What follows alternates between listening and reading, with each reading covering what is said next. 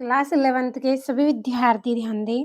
आज की इस क्लास में आपका जो 3 फरवरी के दिन हिंदी का पेपर होने वाला है, उसके लिए देखिए आज कुछ महत्वपूर्ण प्रश्न फुल सॉल्यूशन के साथ इस वीडियो में मैं आपको बताऊँगी। तो पूरा वीडियो लास्ट तक देखें और सभी प्रश्नों को आप कंप्लीट करें। तो पूरा पेपर यहाँ पे तैयार है आपके लिए, केवल प्रश्नों को हमें समझना है। तो ये इस तरह के निर्देशांक हैं और यदि आपको 80 में से 75 अंक लाना है तो आपको 4 सेट मिलेंगे। चारों सेटों को आप अच्छे से पढ़िए। तो आप यहाँ पे देख सकते हैं कि आपको ये आपका सेट ए है और ये यहाँ पे आपका सेट बी और ये सी और ये डी। तो ये 4 सेट हम एक-एक करके पढ़ेंगे। चारों के सॉल्यूशन भी आपको मिल जाएंगे। तो चलिए शुरू करते हैं पहला प्रश्न। तो पहला प्रश्न है आपका, सही विकल्प चुनिए। पहला है वीर गाथा काल की प्रसिद्ध रचना है। तो वीर गाथा काल की प्रसिद्ध रचना कौन सी है? पृथ्वीराज रासो। दूसरा है मीरा अपना सर्वस्व मानती है। मीरा है वो अपना सर्वस्व किसे मानती है? कृष्ण को मानती है। तीसरा है हिंदी का प्रथम उपन्यास माना जाता है। तो हिंदी का प्रथम उपन्यास परीक्षा गुरु को माना जाता है। चौथा है चित्रपट संगीत का पर्याय कहा गया है। लता मंगेशकर जी को चित्रपट संगीत का पर्याय कहा गया है। पांचवा है पटकथा की मूल इकाई है। तो पटकथा की मूल इकाई क्या है? दृश्य। छठा है संक्षेपण का गुण नहीं है। तो संक्षेपण का गुण नहीं है कौन सा? शुद्धता। अगला आपका जो प्रश्न है उसमें रिक्त स्थान की पूर्ति कीजिए। पहला है कवि भवानी प्रसाद मिश्र अपने पिता के डेढ़ पुत्र थे। तो ये 5वें पुत्र थे। दूसरा है अक महादेवी का विवाह जैन राजा डेड्डेस के साथ हुआ था। तो जैन राजा कौशिक के साथ इनका विवाह हुआ था। तीसरा है धनराम डेड्डेस दर्जे तक ही स्कूल का मुंह देख पाया था। तो तीसरे दर्जे तक धनराम स्कूल का मुंह देख पाया।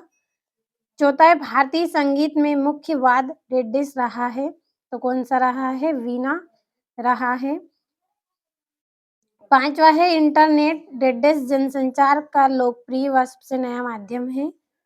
और काव्य में बिंब को डेड्डेस माना जाता है। तो शब्द चित्र माना जाता है। तो ये हो गए हैं रिक्त स्थान। बढ़ते हैं अगले प्रश्न की ओर। तो यहाँ से तीसरा प्रश्न, सही जोड़ी बनाइए। पहली जोड़ी है कुल की हानि। तो इसकी जोड़ी रहेगी परिवार की मर्यादा। दूसरा है ओस के फूल। तो इसकी जोड़ी रहेगी गद्य संग्रह। तीसरा है गरबा। तो गरबा की जोड़ी रहेगी आपका गुजरात। चौथा है मानव ज्ञान से संबंधित सूचना। तो इसका आंसर रहेगा विज्ञान विश्व ज्ञान कोश।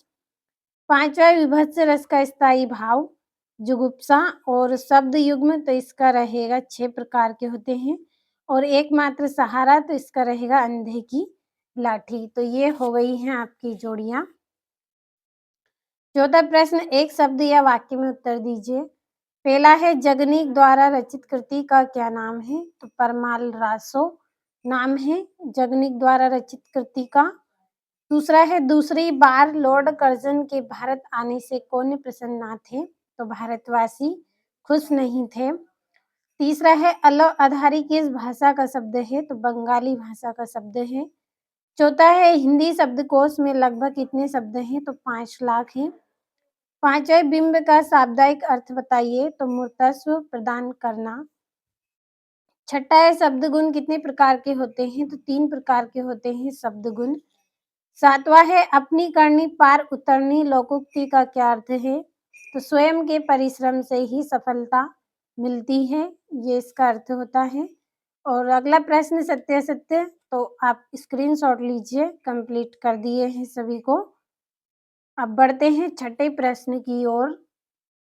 छठा प्रश्न है प्रगतिवाद के 2 कवि तथा उनकी एक-एक रचना का नाम बताइए। सातवां है कवि ने अपने को दीवाना क्यों कहा है। आठवां है द्विवेदी युग के गद्य की कुछ विशेषता लिखिए। नौवां है शिव शंभू की 2 गायों की कहानी के माध्यम से लेखक क्या कहना चाहता है। 10वां है सुनील कौन था, उसने बेबी की सहायता किस प्रकार की। 11वां है इंटरनेट पत्रकारिता ने दुनिया को किस प्रकार समेट लिया, उदाहरण सहित स्पष्ट कीजिए। और अगला है महाकाव्य एवं खंड काव्य में अंतर लिखिए।